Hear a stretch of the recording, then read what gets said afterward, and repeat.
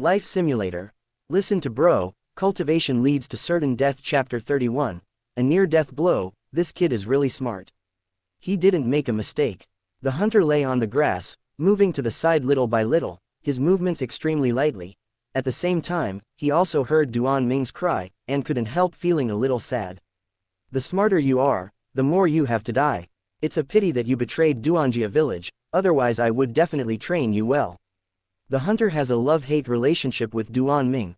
He admired Duan Ming's intelligence and felt that if he was given a chance, he would one day become a successful person and a great help to Duanjia village, but he also hated Duan Ming's betrayal.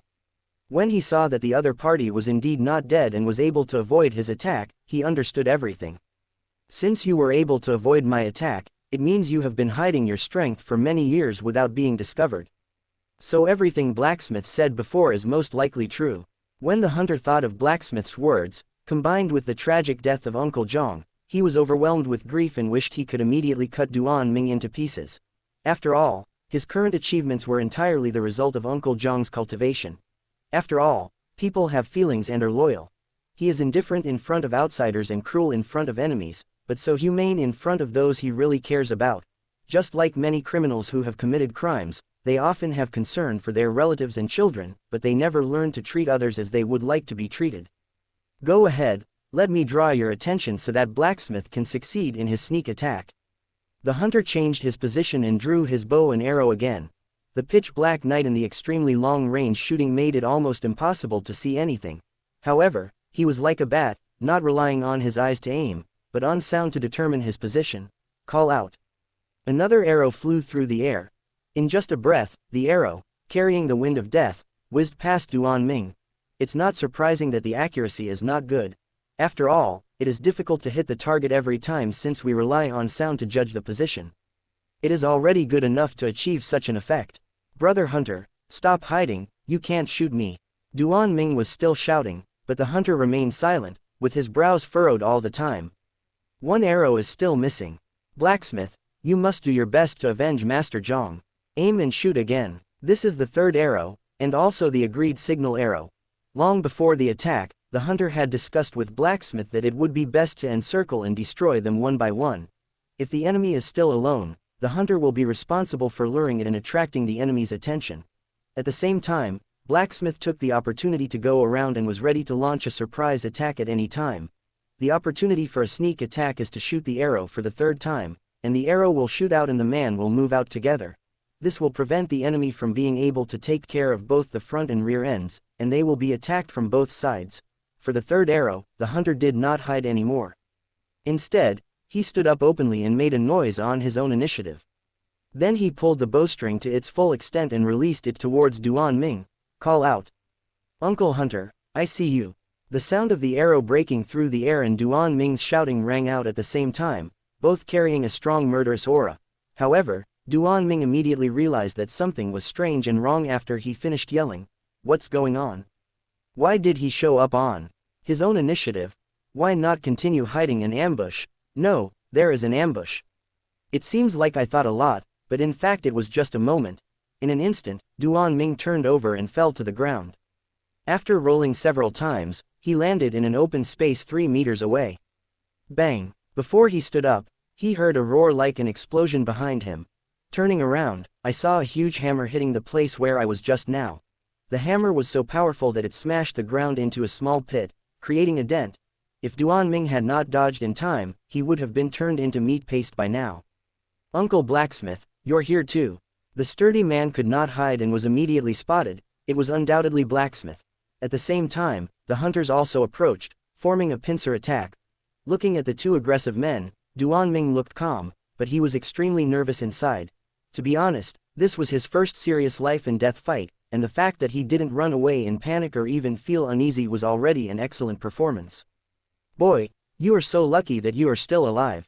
Blacksmith walked to the pit, picked up the giant hammer and put it on his shoulder, and said in a tone that was half arrogant and half admiring, but if you didn't die just now, you will suffer later. It's better to be smashed into a pulp. At least there will be no pain. Stop talking nonsense and get started. The hunter roared in dissatisfaction. In life, Hunter is relatively indecisive, but in battle he is sharp as a blade and has no nonsense in his heart. Maybe this is called a warrior, a qualified warrior. It's not certain who will win or lose, Uncle Blacksmith and Uncle Hunter, don't blame me for being rude. Duan Ming was still very scared, but his hands did not slow down at all. He quickly pulled out the long sword that he had fleeced Wang Fa from, and rushed forward. How brave! Blacksmith never refuses anyone who challenges him. He likes to fight head-on. So when he saw Duan Ming actually dared to take the initiative to challenge him, he was overjoyed and did not dodge, but rushed forward with his hammer. Pity, Duan Ming suddenly stopped, then took a step back and then dodged. He acted on instinct the entire time, without any plan or thought. Of course, these skills are not acquired by innate, but are the experience gained from several simulations. Combat experience. It's just a step back, seemingly simple, but in fact it is full of control over the situation. How fast to run, when to stop, the length of the opponent's weapon, all need to be calculated. However, Duan Ming relied on his rich combat experience and was able to make the judgment based on his intuition without any calculations. Moreover, after stepping back to avoid the attack, he suddenly exerted force on his heels and shot out like a spring. At the same time, Blacksmith was unable to gather his strength in time and could not use his weapon to provide support. He could only watch Duan Ming approaching, thus giving him a time difference and catching him off guard. Most importantly, he had no chance to regret. After a breath of time, the long sword pierced through Blacksmith's throat mercilessly. In an instant, blood gushed out, Blacksmith's eyes widened, he clutched the sword tightly, his face full of disbelief. One round, one sword move, killing one person. It is really sad that such efficient killing of enemies actually happened in a battle at the same level. Blacksmith. At this moment, although Blacksmith was not dead yet, he was unable to move, which made the hunter who saw this scene very anxious. Although he was in a hurry, he did not lose his composure. He gritted his teeth and shouted, "Grab him, don't grab the sword." This is a very cruel statement, as it is equivalent to telling Blacksmith that since you are going to die anyway, you might as well help me control the enemy before you die. It will just mean a more miserable death, but at least you can make use of your remaining energy. As for Blacksmith, after hearing this, his scattered eyes suddenly focused again and shone with brilliance. Then he let go of his hand, took a step forward, forced himself against the sword blade, and grabbed Duan Ming's arm. It looks like an evil ghost, a dying evil ghost, who wants to drag you to hell with him. Chapter 32. Change of mindset. Duan Ming didn't expect the other party to be so decisive. It was due to lack of actual combat experience, but also due to carelessness and underestimation of the enemy. Due to a careless move, he was bitten back by the dying Blacksmith and fell into a fatal situation. On the battlefield, a lot can happen in even a second, and life and death are just a matter of a split second. Being suddenly tied up, one can imagine how anxious the situation was. Call out. The hunter did not hesitate. He drew his bow and arrow again, using all his strength to shoot the most fierce arrow in his life. The next second, the arrow passed through Blacksmith's body, pierced through his abdomen, and headed straight for Wang Fa. Yes, that's right.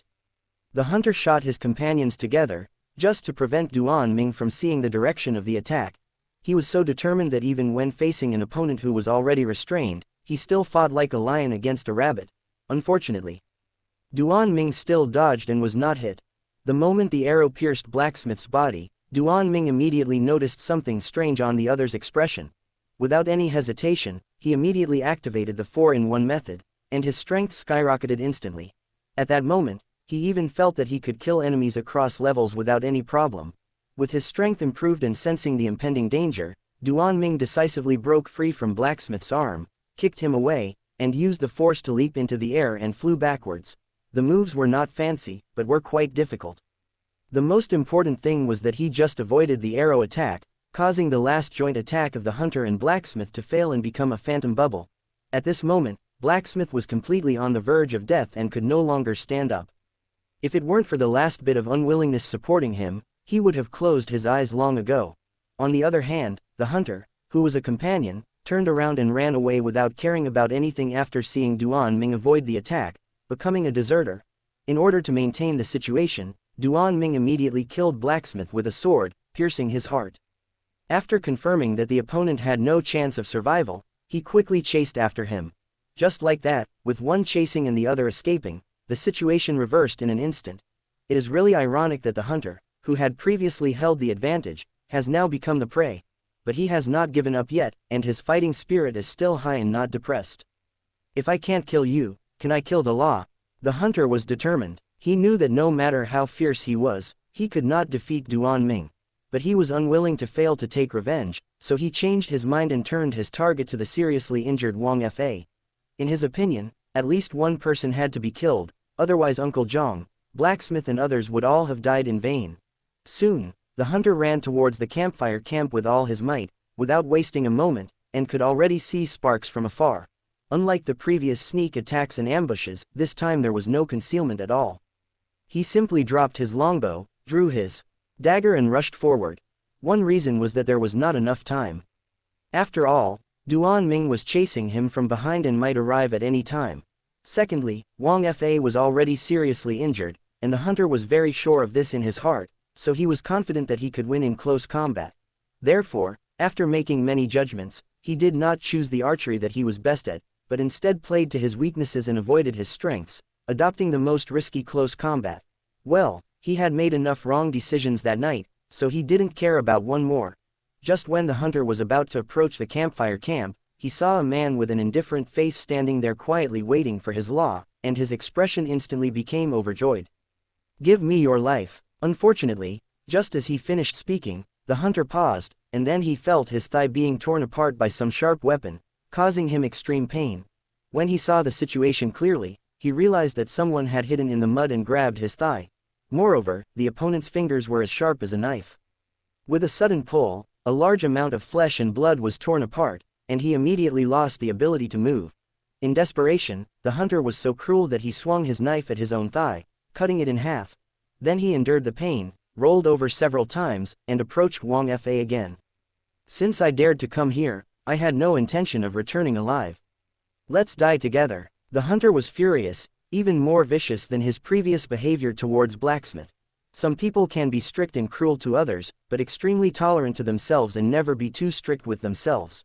But the hunter is obviously the kind of person who is cruel to others and even crueler to himself, with no mercy at all.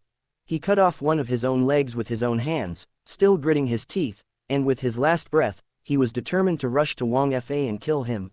Call out. Another arrow flew through the air. However, the person who shot the arrow this time was not the hunter, but Duan Ming behind him. Just after the hunter broke his leg, Duan Ming happened to pick up the short bow and arrows he threw away. There was no need to waste time. He drew his bow, aimed and shot, and the arrow hit the hunter right in the back. It wasn't very accurate and didn't hit the vital point, but it was enough to make the hunter pay the price. And, ironically, Duan Ming was taught archery by the hunter himself. Now he was defeated by the disciple he had taught using the skills he was best at. I don't know if this can be considered a bad fate. Call out. Another arrow hit the hunter again, nailing him to the ground and making him unable to move. Not long after, Duan Ming walked cautiously up to the hunter, and seeing him spitting blood and having a confused look in his eyes, he knew the outcome was decided. Why bother chasing? Why bother taking action? Is it worth it? Duan Ming squatted in front of the hunter and did not finish him off. Instead, he asked quietly. The hunter opened his mouth, but found that he could no longer speak. Only low sobs came out, like a dying whale, full of unwillingness. In the end, he was unable to answer Duan Ming's question with words until his death. However, his actions clearly told Duan Ming that he must chase and kill and never regret it. There is no other reason. It was simply because the hunter died with his eyes open. He was unwilling to close his eyes until the moment of his death, and still looked directly at Duan Ming with hatred. Such a look naturally could not cause any substantial harm, but the shock it brought to Duan Ming was no less than a raging storm. It was his first real life and death fight, and the first time he encountered an enemy's curse before his death. Duan Ming was definitely not used to it. After all, he is not a born killer, and his psychological quality needs to be cultivated step by step. However, after this experience, I believe the situation will improve greatly in the future. You take a break. I'll go collect the spoils and take a look around to see if there are any fish that have slipped through the net. After pondering for a moment, Duan Ming calmed himself down, gave a few instructions to Wang Fa, and then began to clean up the battlefield. Although Wang Fa did not say anything about this, he could see that something was wrong with Duan Ming. He who kills will be killed. You will get used to it. Chapter 33. Do you know my master?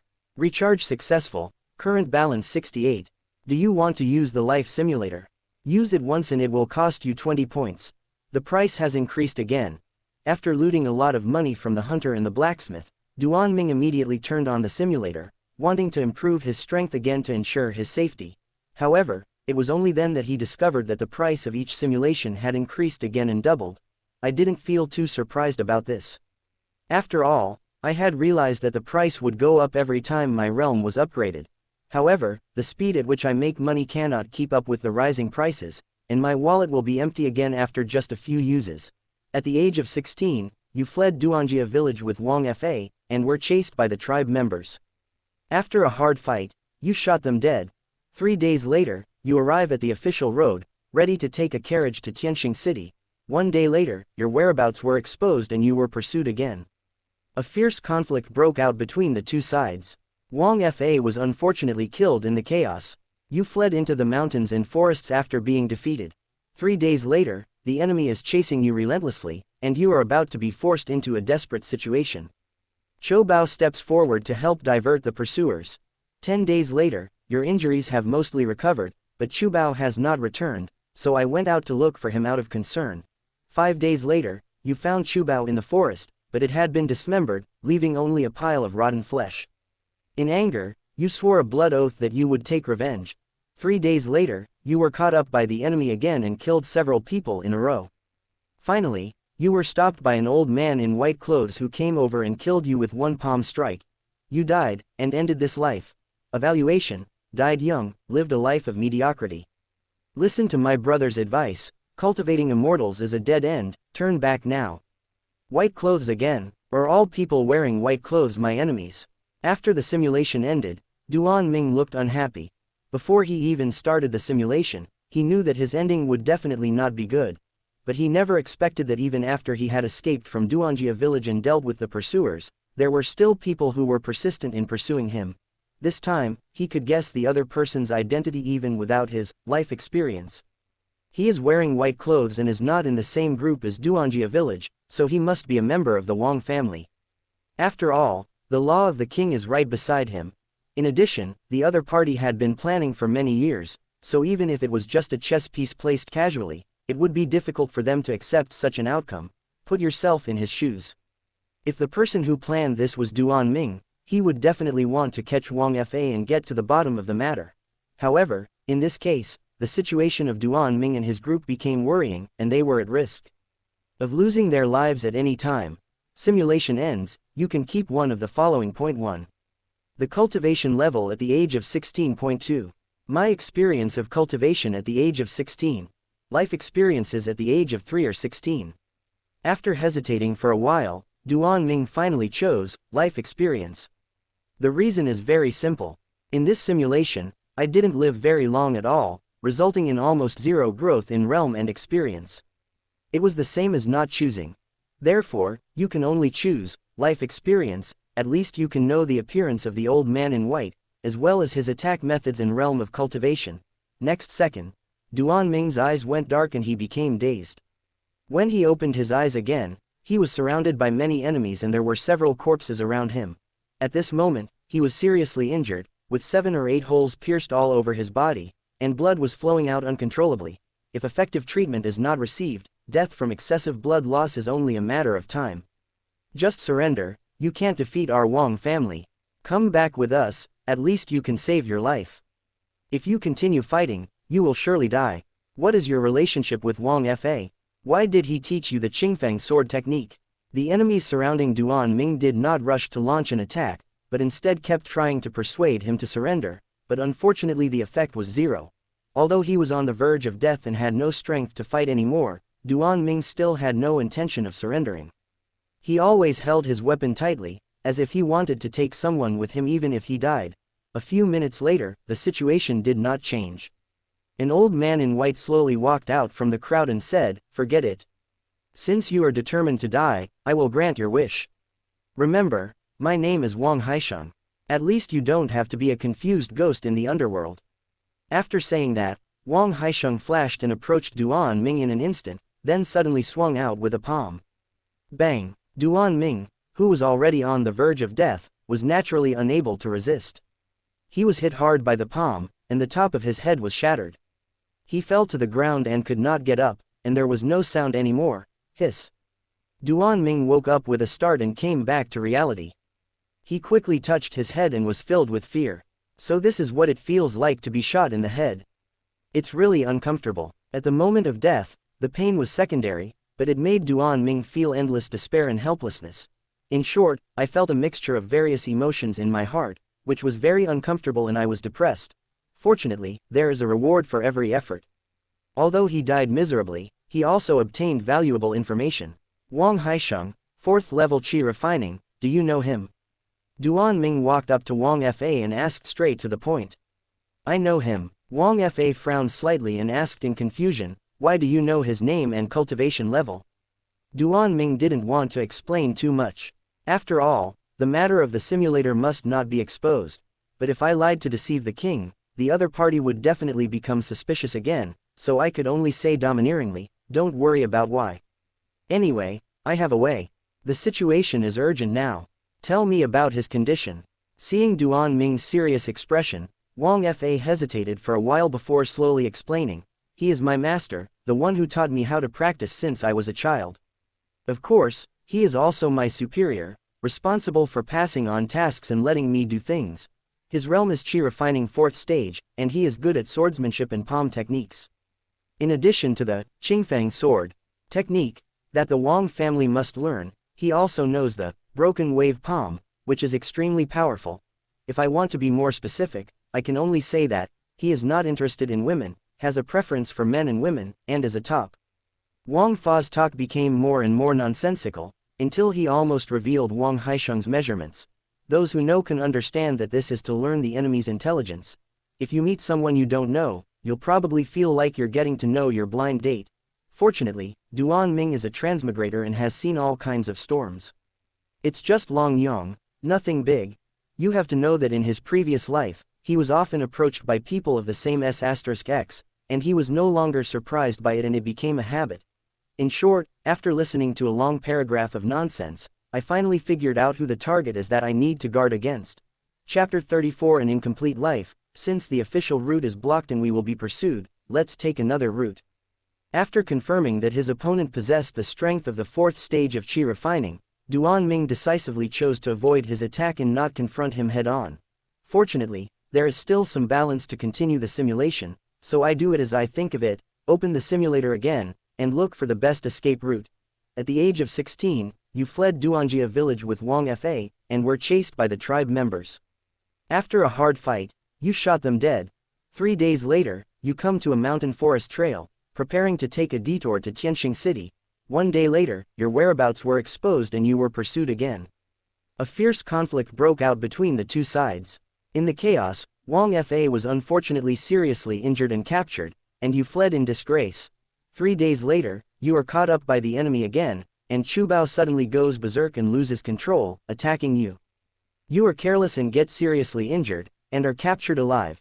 10 days later, you were taken to Wufeng City, thrown into a dungeon, and tortured every day. 1 month later, during an execution, you lost your left arm. 2 months later, during an execution, you lost your right leg. 3 months later, during an execution, you lost both eyes. 4 months later, during an execution, you exposed your teeth and tongue. At the age of 17, you become neither human nor ghost. Your desire to live is completely wiped out, and you only hope to die quickly. At the age of 18, the dungeon was attacked, and you were rescued in the chaos. 1 day later, you successfully escaped from Wufeng City and stayed in a ruined temple outside the city. You guessed that the person who saved you was Wang Fa. 3 days later, you thought about it again and again, and asked the king to kill you with his own hands to end this miserable life. The other party did not say anything and did not agree. At the age of 19, you don't know where you are, but you are well taken care of, and famous doctors come to treat you from time to time. At the age of 20, your physical injuries are no longer a problem, but what you have lost can never be regained. After becoming a disabled person, you are depressed all day long. At the age of 21, you accidentally heard Wang Fa arguing with someone. The stranger thought you were too much of a nuisance and a useless piece of trash, and asked Wang Fa to deal with it quickly, otherwise he would suffer the consequences. 1 day later, you no longer wanted to trouble the law, So you found a pair of scissors and ended your life. You died, and ended this life. Evaluation, died young, a life of incompleteness. Listen to my advice, cultivating immortals is a dead end, turn back now.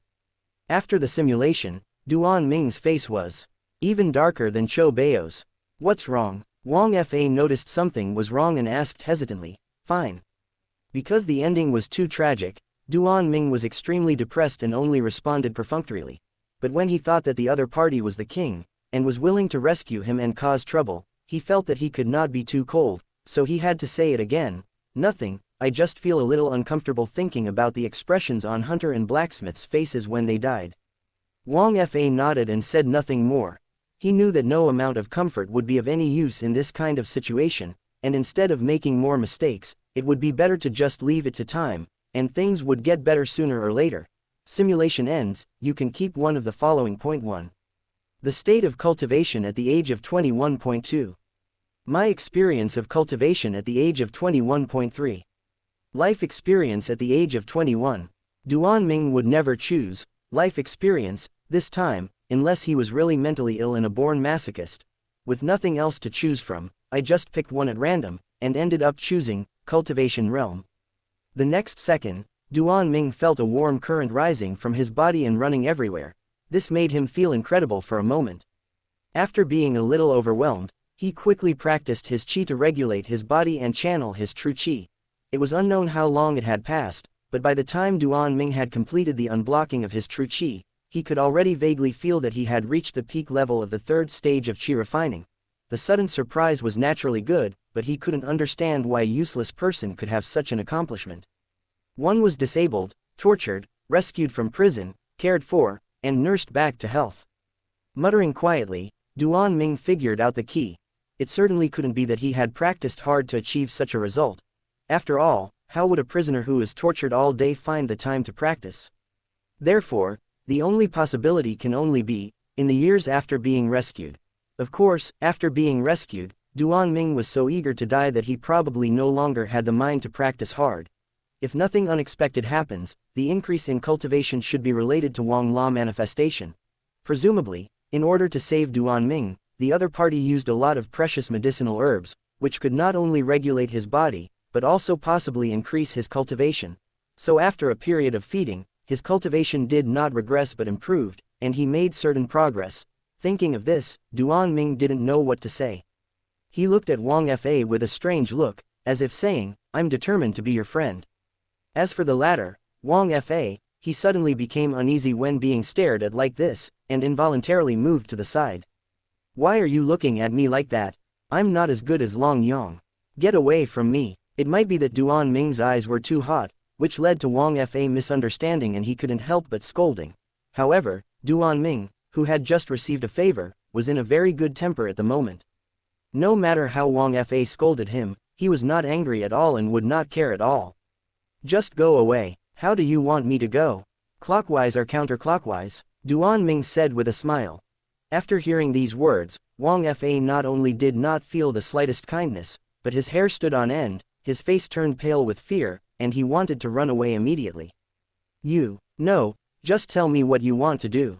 Don't be so hypocritical, it's disgusting. As his injuries were so severe, Wang Fa knew that he could not escape, so he could only change his approach and try to use words to figure out what was wrong with Duan Ming's mind. We are friends, and since I have received money, I will naturally be responsible to you. Is there any problem? Duan Ming spoke so confidently, without blushing or beating his heart, that even Wang Fa, who suffered from paranoia, was fooled for a moment. If you had just said we were just friends, I wouldn't have believed you even if you killed me. Fortunately, you mentioned money, so it's justifiable. But please stop looking at me like that. It's awkward. Duan Ming nodded and agreed, okay, you are the boss and you have the final say. After chatting for a while, Duan Ming opened the simulator again, ready to use his last chance to try to find a way to survive. If he encountered pursuers again, he really wouldn't know what to do. Chapter 35. Retreat to advance. The Wang family is on the official road, and the Duan family is on the side road. It really is, there is no way to go. I tried twice, but the results were unsatisfactory and ended in failure. After thinking it over, Duan Ming still didn't know how to break the impasse. He knew that no matter which path he took, it would be unsafe and would lead to death, so there was no best route at all. There is only one way left now, and that is to break through the realm and reach the fourth stage of chi refining, so that you can protect yourself. Duan Ming didn't want to fight head-on. After all, the younger one will be defeated by the older one, and this is the case in any world, not to mention whether he can break through in the last simulation. Even if he can, who can guarantee that he won't encounter more powerful enemies later? Therefore, if he had a choice, he really didn't want to have a head-on conflict with the Duan family and the Wang family. The best strategy would be to avoid them if possible. It's a pity that reality doesn't give me any chance. I can't take the two paths in front of me, so I can only go ahead with it. If you take a step back, the world will be broader. I don't know if it's too late to apologize now. Duan Ming couldn't come up with any solution no matter how hard he tried, and couldn't help but joked in distress, but as soon as the words came out of his mouth, he froze, stood there in a daze, and frowned. Yeah, why do I have to move forward? Am I stupid? If you want to go to Tianxing City, you must keep moving forward, but you will inevitably encounter enemies at the same time. But what will happen if you retreat? A light bulb suddenly lit up in Duan Ming's head, and he thought of a military book he had read before the transmigration, in which he read that many battles were fought by retreating in order to advance. There are known dangers ahead, and each checkpoint is often heavily guarded. This also means that the rear is empty, like entering an empty area, extremely safe. The most important thing is, the rear is the enemy's base camp, which is the direction of Wufang City and Haiyan City. Even if they were beaten to death, they would never have thought that Duan Ming would dare to move in this direction. This is called the darkest place under the lamp. If I step back first, then try to create some noise, or wait for the storm to pass, and then set out for Tianxing City, wouldn't it be much safer than a head-on confrontation? Duan Ming did it as soon as he thought of it. He immediately opened the simulator and tried it. At the age of 16, you fled Duanjia village with Wang Fa, and were chased by the tribe members. After a hard fight, you shot them dead. One day later, you headed towards Wufang City. The journey was smooth and you found a random valley to stay. 10 days later, you discovered that there were suddenly many more people outside the valley, and they seemed to be investigating something. You had no choice but to leave quietly. 13 days later, you were ambushed. The enemy had low cultivation and you easily killed him, but this attracted more enemies. 15 days later, all roads leading to the outside world are blocked, and you are surrounded and unable to escape. 17 days later, you tried to break out, but were blocked by the Duan and Wang families. A three-way war broke out, resulting in countless casualties. In the melee, Wang Fa was hacked to death, and Chou Bao went berserk and regarded it as treason. You fled in a panic, at the cost of an arm. 1 month later, you encounter a soul-breaking sect disciple who is out on the road. He is in a bad mood and decides to kill someone to relieve his boredom, and you are the one who is having fun. You died, and this life ended. Evaluation: died young, lived a life of mediocrity. Listen to my brother's advice. Cultivating immortals is a dead end, turn back now. It can be done. Although the result was not very good, Duan Ming saw hope.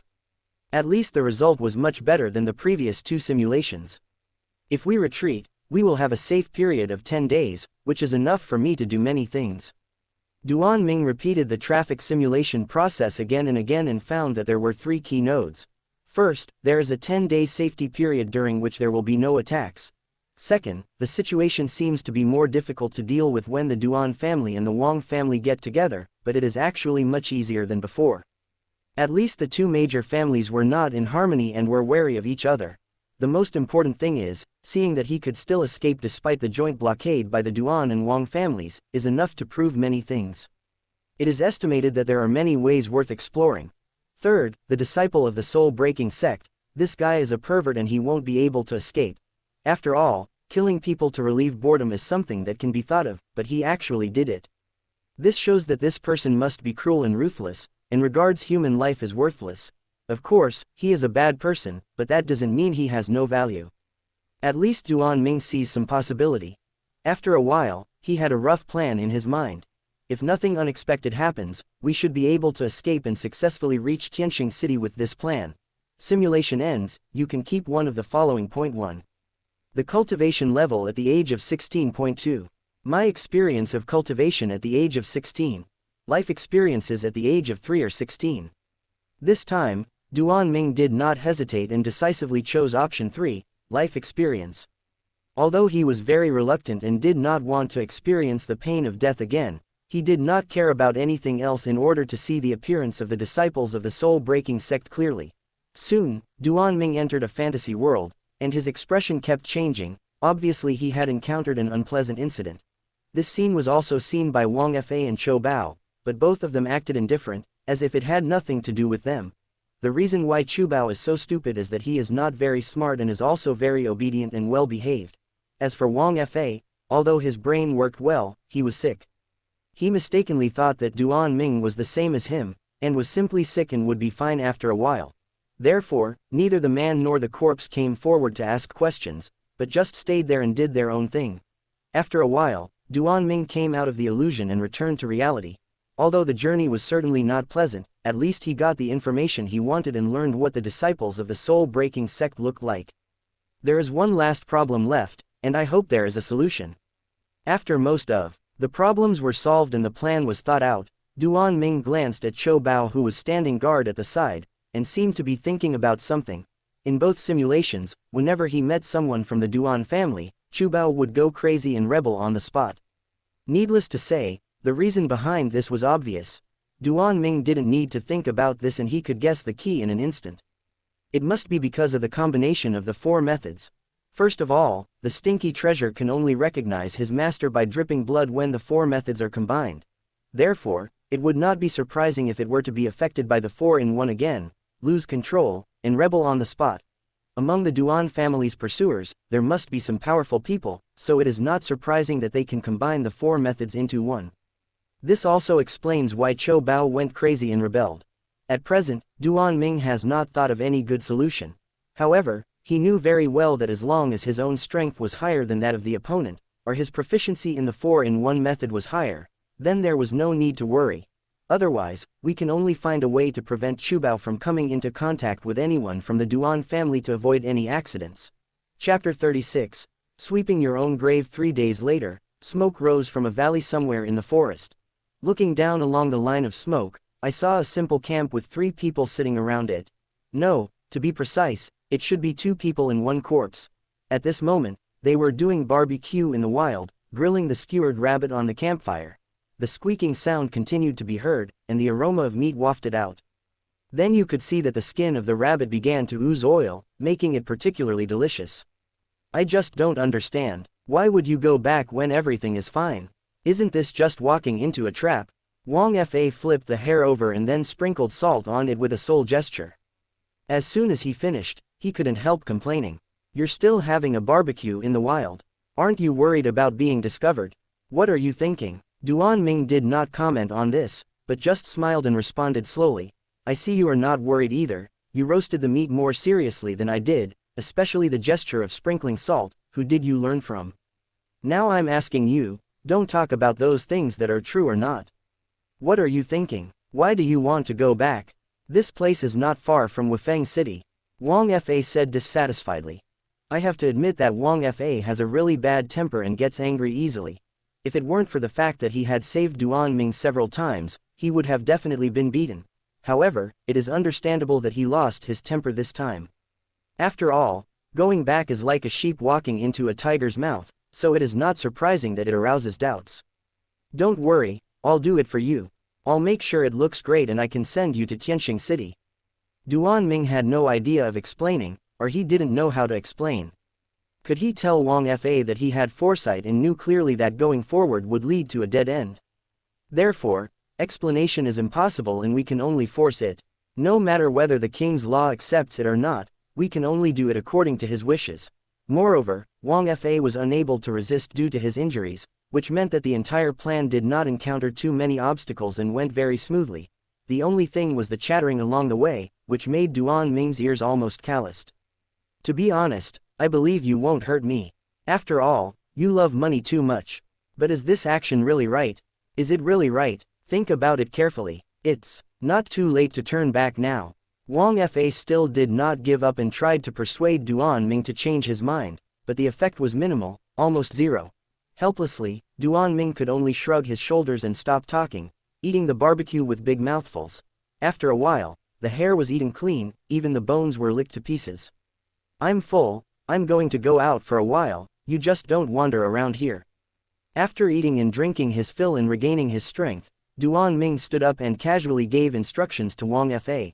The latter frowned slightly, seeming to be very dissatisfied with Duan Ming's arbitrary behavior. Where are you going? What are you doing? Please explain it to me, maybe I can help you. Seeing that the hard approach didn't work, Wang Fa decisively changed his offensive and adopted a soft approach, trying to get people to talk with a relatively friendly attitude. Unfortunately, Duan Ming refused to listen to his persuasion. He waved his hand and said casually, "Go pick some oranges. Anyway, just stay here and don't move. I'll be back soon." "Orange? Why are you picking oranges?" Wang Fa asked in confusion. However, Duan Ming no longer cared about the law. After giving Chou Bao a look, he went out alone and hid in the mountains. Heading north, Duan Ming searched everywhere according to his memory for the scene where he met the disciples of the soul-breaking sect. He remembered that it was a beautiful place with beautiful mountains and rivers, especially suitable for burying people, and at least the feng shui should be very good. But a forest is a forest after all, and its area is extremely large. It is not an easy task to find it in a short time. In fact, he had been here for 2 days. He searched the south for a whole day yesterday but found nothing. That shouldn't be the case. According to the simulation process, it must be nearby. Duan Ming searched all the way, trying to find a familiar scene. Through analysis, he could confirm that it should be nearby, not too far away. After all, he was seriously injured when he broke out of the encirclement, so even if he ran for his life, his speed would not be very fast.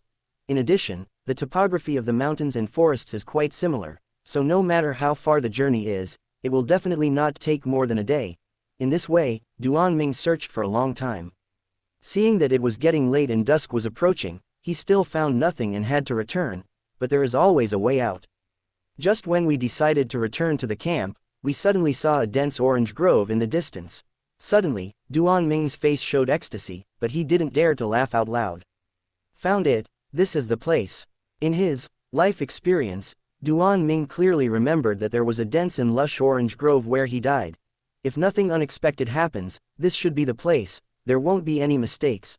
After discovering the destination, Duan Ming was delighted on the one hand, but worried on the other, fearing that he might alert the disciples of the soul-breaking sect and cause unnecessary trouble. Thinking of this, he immediately climbed up the tree, observing the orange grove while hiding his body in the dense woods. As time passed, the sun set and night fell, he moved forward cautiously. After Duan Ming approached and patrolled the periphery of the orange grove, he made sure that there was no one else there before he dared to enter. With just a quick glance, he could confirm that this was the place without a doubt and there was no way he could have made a mistake. This is right here. It was this tree. I was slapped and flew into the tree. It's this stone, there's no doubt about it. That pervert actually broke my leg with this stone. And this stream, damn, flooded me 7 times, is it like Guan Yu? Looking at the familiar plants and trees in front of him, Duan Ming was certain that he had found the right place, but it also brought back many unpleasant memories. Revisiting the old place, I had mixed feelings. I was happy, but at the same time, it felt weird as if I was visiting my own grave. I've found the place, but I don't know where he is. If he doesn't show up until a month later, it will be too late. Yes, that's right, the purpose of Duan Ming's trip is to find the disciples of the Broken Soul sect. Of course, he was not that impulsive and did not want revenge. Or maybe revenge is just a side effect, he wants to use the opponent's force to defeat the wolf, and drive the tiger to devour the wolf. If he wanted to break through the encirclement of the Duan and Wang families, successfully escape from here and go to Tianxing City, he would definitely not be able to do it with his current strength. Therefore, when your own strength is insufficient and the enemy is pressing you aggressively, what should you do? Duan Ming's method is simple and crude, but absolutely effective. Try every possible means to find more opponents for the enemy, and let them fight each other.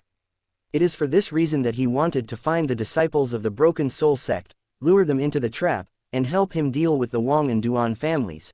Anyway, the other party is a pervert and he likes killing people, so let him kill them all at once. When he has killed to his heart's content, and when the Wang family, the Duan family, and the disciples of the Broken Soul sect are all defeated, it will be Duan Ming's turn to reap the spoils. Chapter 37. Eat an orange and recognize a father and son. 3 miles north of the orange grove, there is a dilapidated thatched house. this place is deserted and uninhabited. I really can't figure out who would live here. Don't they need to communicate with the outside world? In fact, no one lives here. The thatched huts were built by hunters from nearby villages just to provide a place to stay overnight when they go into the mountains to hunt. However, after the disciples of the soul-breaking sect arrived here, no one knew what they were thinking. They actually killed all the hunters and then took over the nest and lived here again. About half an hour later, Duan Ming found the thatched hut. He lay down at a distance and observed, not daring to make any sound. He just wanted to take a look and confirm that it was a disciple of the soul-breaking sect living here. Even if you are 99% sure in your mind, you will still not feel reassured unless you see it with your own eyes. How should I put it? It may be that because so many people have died, people have become more cautious. Not knowing how long he had to wait, or whether the target had fallen asleep, Duan Ming just lay there in the grass, motionless, extremely patient.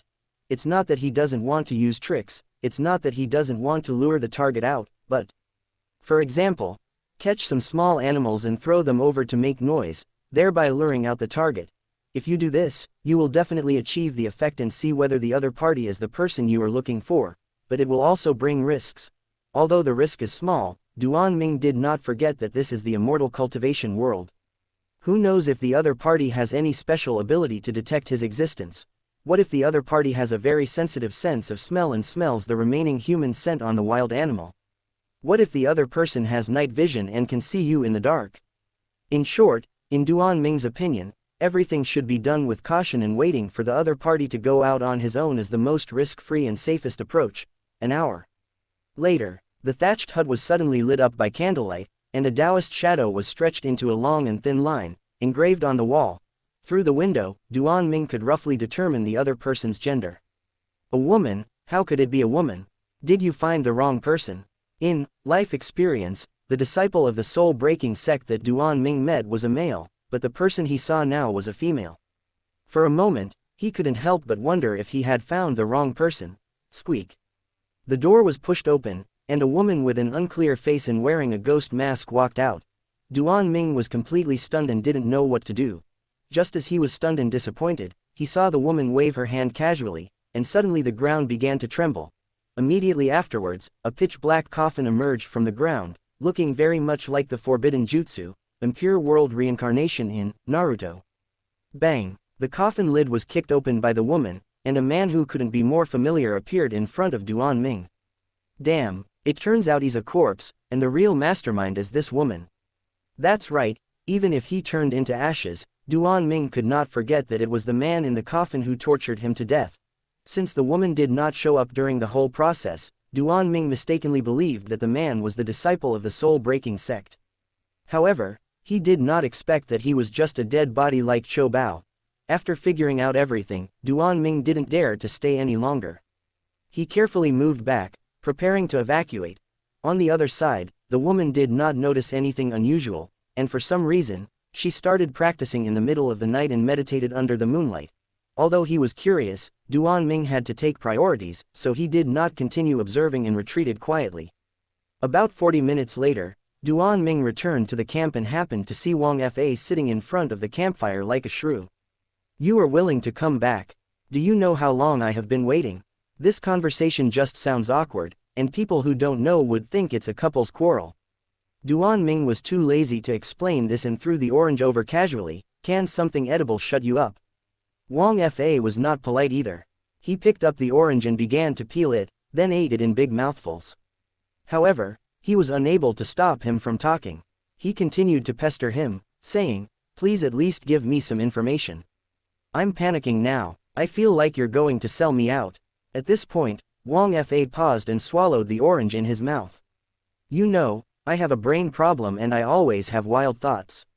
If you don't explain anything, I'm afraid I won't be able to help but run away.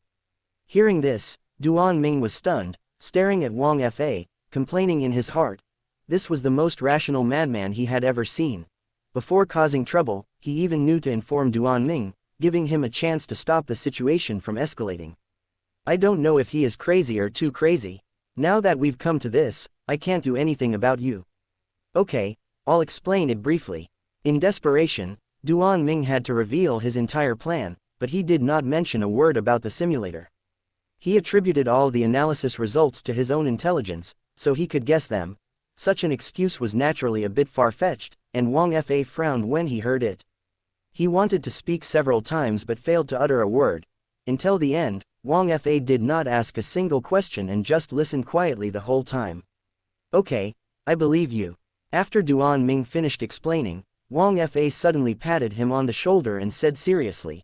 For a moment, Duan Ming's scalp not only cracked, but even his T********************** hurt a little. He couldn't help but ask, "That's all? You believe it, are you?" "Yes, you are indeed mentally ill, but why do you believe me so easily? Don't you have any questions?" "Of course I have questions I want to ask, but are you willing to say them?" Wang Fa asked bluntly. Everyone has their own secrets. For example, I have body odor, which is hard to talk about. Even if you ask me about this, I won't admit it.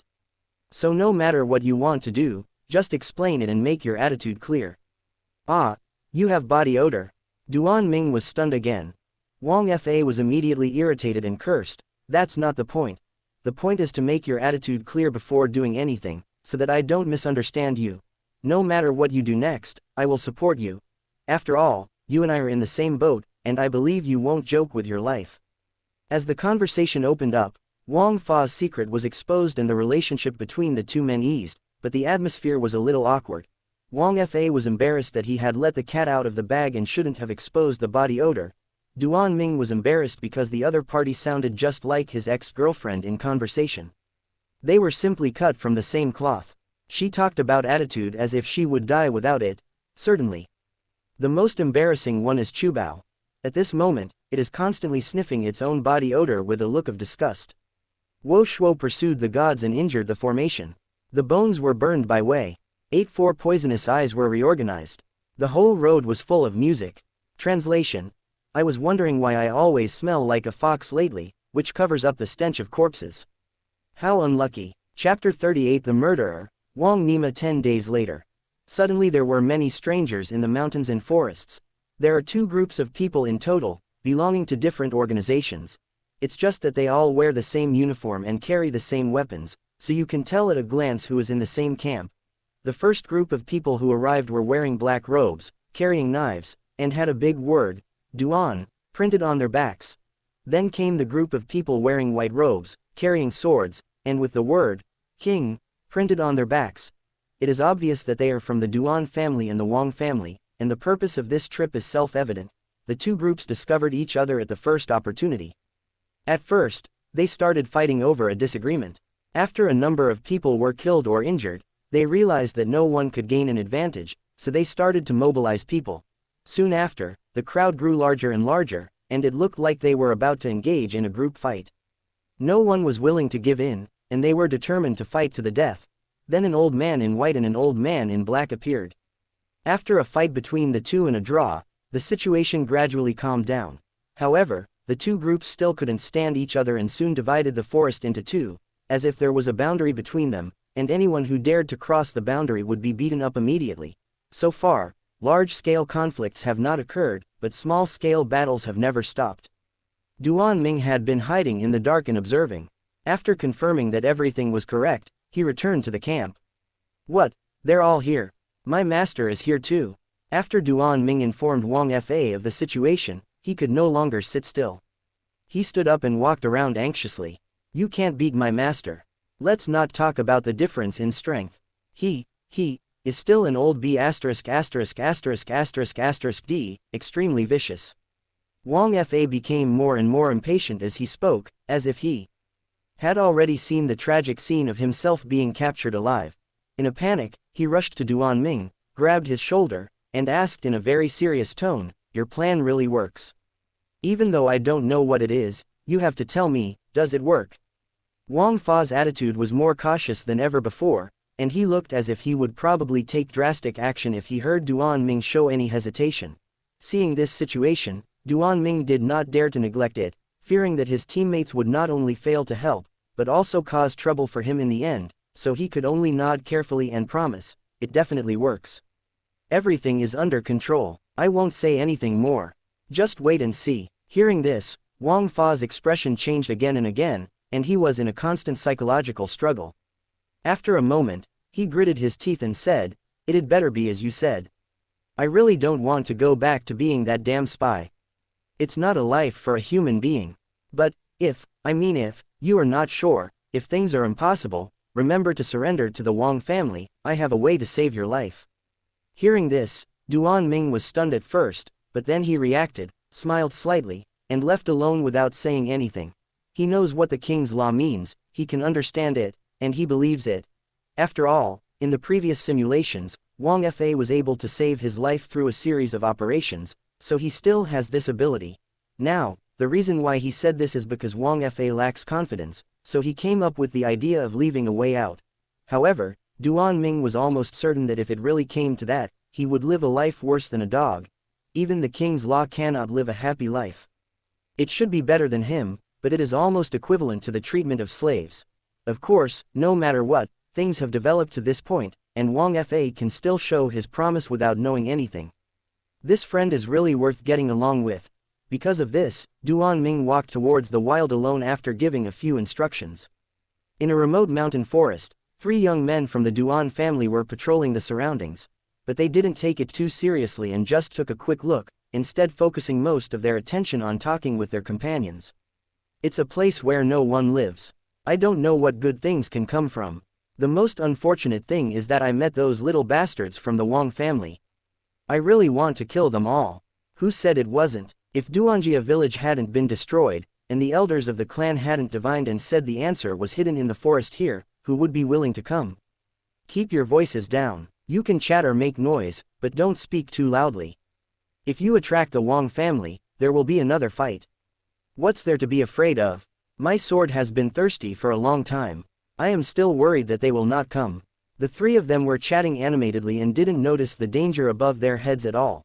At this moment, Duan Ming was still lurking in the enemy camp, hiding in the woods, waiting for his chance. His target was the 3 Duan family members below, and he was ready to use their lives to disrupt the situation. Seeing that the 3 people were not very vigilant and after glancing around to see that there was no one else, Duan Ming gently drew out his sword, then jumped down, silently like an owl, and pounced on them. The next second, a member of the Duan family who was chatting and bragging felt a chill on his head, and then he discovered that his vision could not be focused on one point, and was gradually separating and moving farther and farther to both sides. He didn't know until his death that he was split in 2, from top to bottom. The 2 teammates beside him were equally stupid. They didn't notice anything unusual until 3 seconds later and continued walking forward and chatting. However, 3 seconds was enough for Duan Ming to do many things. After splitting the first man in half with one sword, Duan Ming continued his attack and directly slashed the second man in half again, but this time he cut him in half at the waist, which was extremely ferocious. The third person finally reacted, but he didn't have the chance to shout out as Duan Ming stabbed him in the throat with a sword, forcing him to swallow back the words he was about to utter. At this point, all 3 young men from the Duan family were killed, leaving no one alive. The reason why it went so smoothly was, on the one hand, because they were careless and did not pay attention to the hidden dangers around them. On the other hand, the gap in strength was too great. Several of them were only at the first stage of qi refining, so when facing Duan Ming, who was at the 3rd stage of qi refining, they were naturally unable to resist. Of course, the most important reason is that Duan Ming had planned everything. He had rehearsed it countless times in his mind before. To put it bluntly, the goal is to kill them with one strike, that is, to kill them all before the 3 of them can react, otherwise it will be easy to be exposed and attract pursuers. After killing the 3 men, Duan Ming immediately began to search the bodies and took away all the loose change. Afterwards, he did not forget to put the blame on others and carved a line of words on each of the 3 corpses with his sword. The murderer is Wang Nima. After doing all this, Duan Ming left contentedly to look for the next batch of victims. Chapter 39 The Murderer, Duan Bala. Who is this Wang Nima? When did the Wang family produce a young talent who could kill so many people quietly? At the Duan family's base camp, an old man in black stood in front of several corpses with a gloomy expression. What do you guys do for a living? Why did you only realize it now and let someone trick you like this? Under the old man's scolding, none of the disciples of the Duan family around dared to say a word. They all lowered their heads and looked at the ground, counting ants. However, the more they acted like a loser, the angrier the old man became, and his beard started to blow with rage.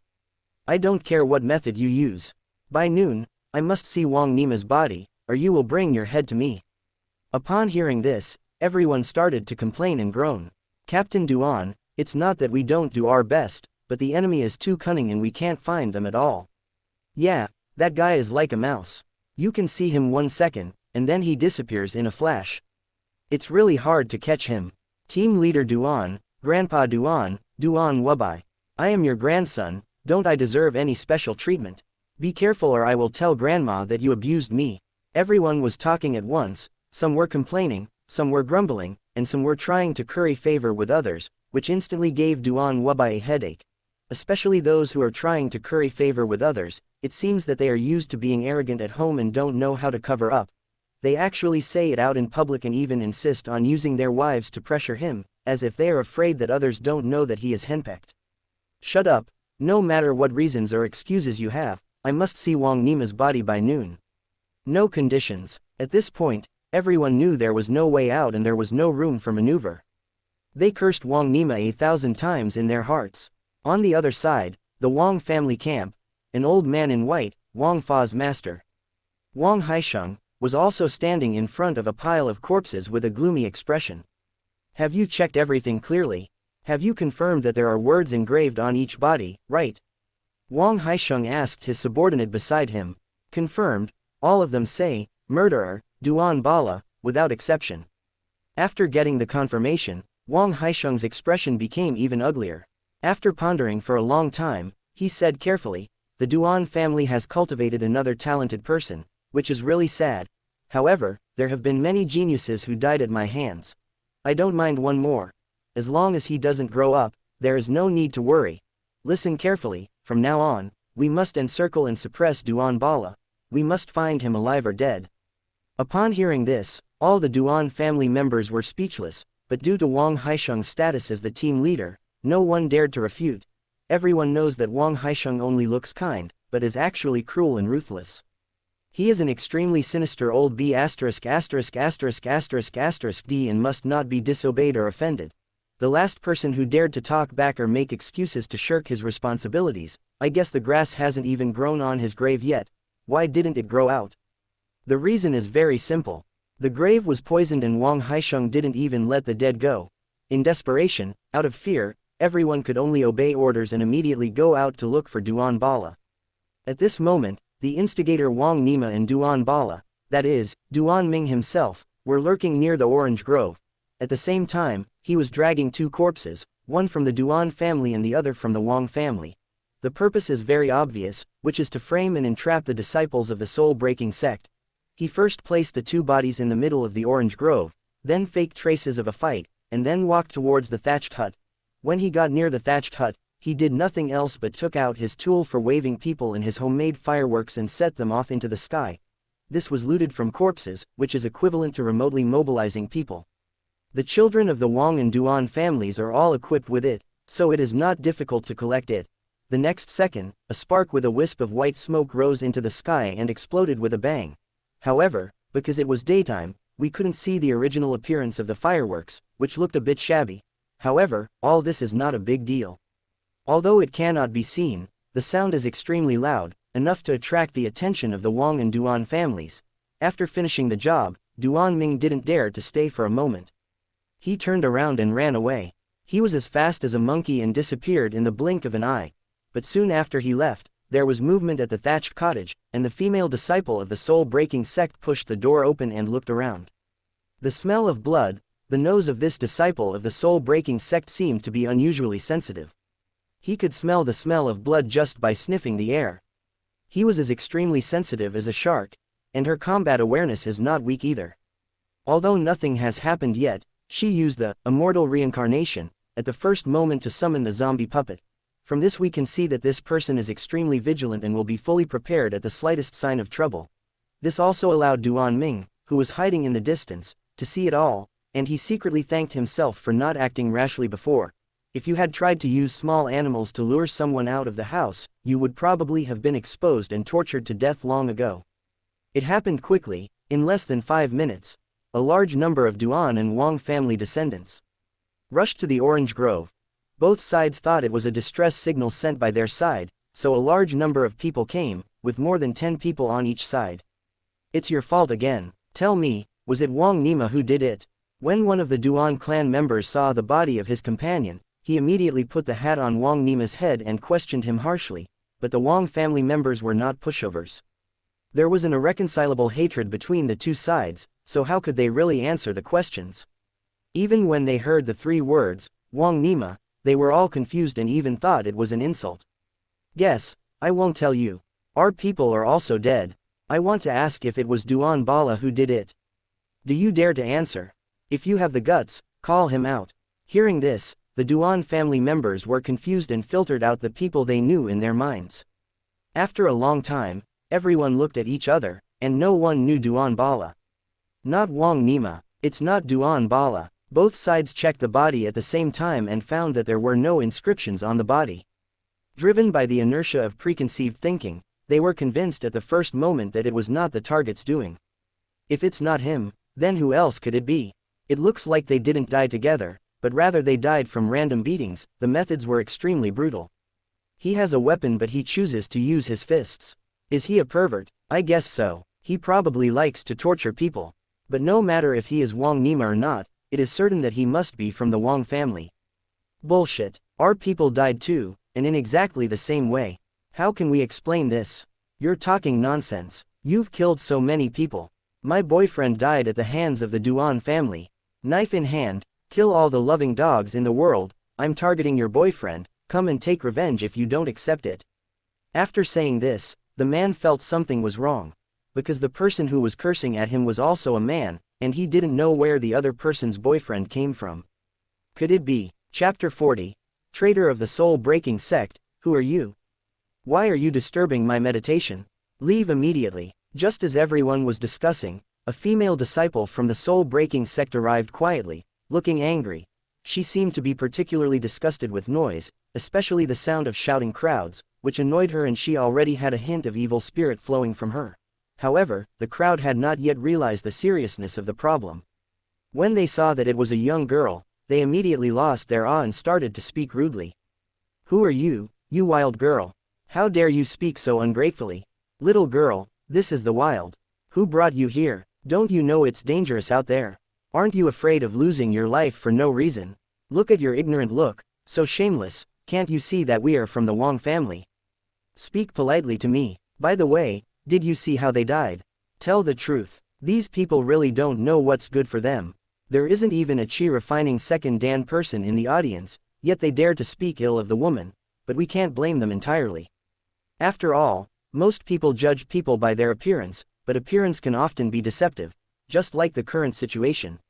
A young, frail-looking woman, who would have thought that she was a disciple of the soul-breaking sect, and that she loved digging graves and fiddling with corpses.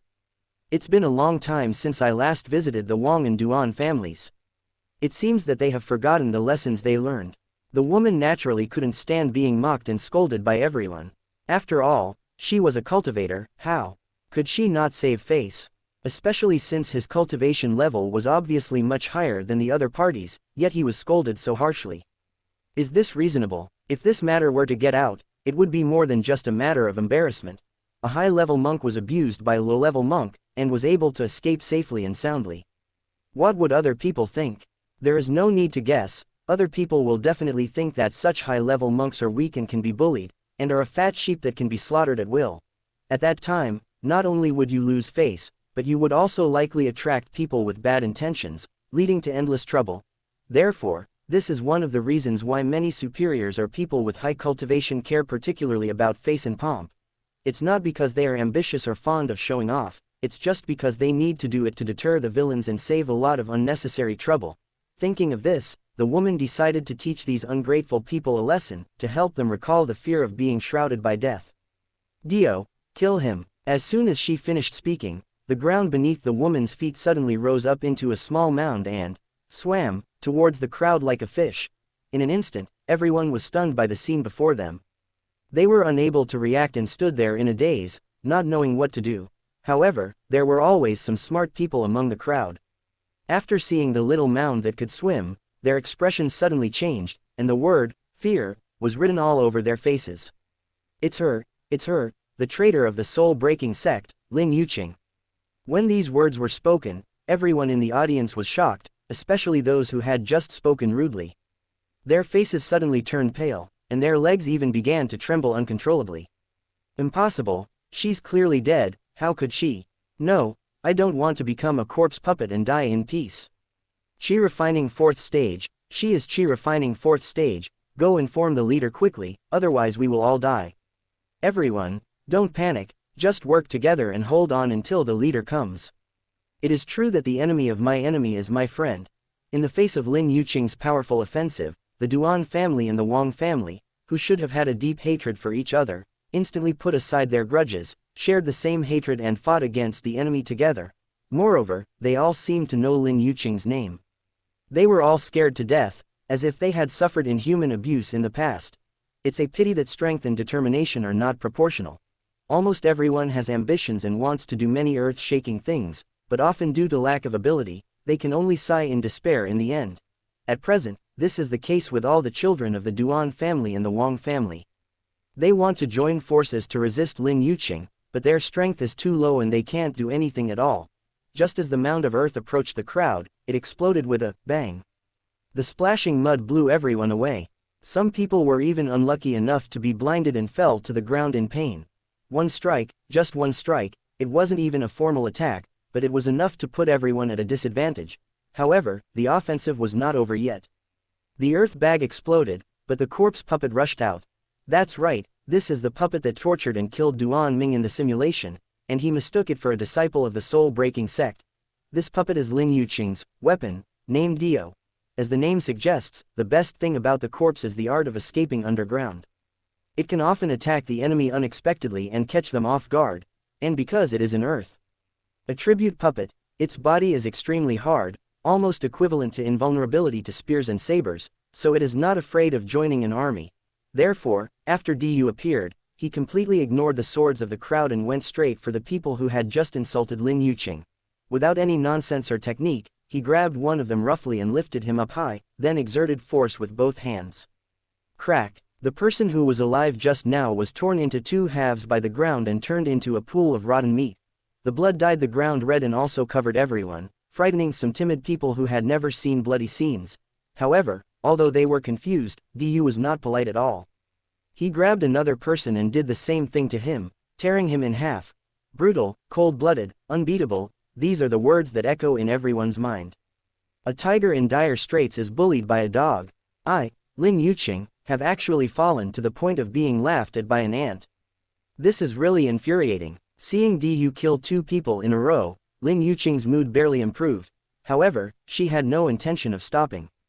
Instead, a hint of red flashed in her eyes, as if she had become addicted to killing and was in an excited state. Dio, kill them all, don't let anyone go. Hearing this, Dio nodded, and then resolutely carried out its mission. No matter whether a person was a man or a woman, old or young, beautiful or ugly, as long as they were targeted by it, there would be only one outcome. Torn in half, all in half, no one is spared. In the face of life and death, gender, identity, and appearance all become a joke, and everything is just a pile of rotten meat. In an instant, the sunny orange grove turned into a hell on earth, filled with wailing and screaming. I don't know how long it lasted, nor how many people were killed. I only know that when there was no one left standing, Du stopped and Lin Yuqing was satisfied. This is the cultivation of immortals, this is the battle of divination, there is no mercy at all. Chapter 41 Qi Refining 5th Section, Lin Yuqing. Just after everyone was slaughtered, Wang Haisheng and Duan Wubai finally arrived at the scene. When the two of them saw the purgatory-like scene, even though they were used to strong storms and waves, the corners of their eyes could not help but twitch. Such a method is too cruel.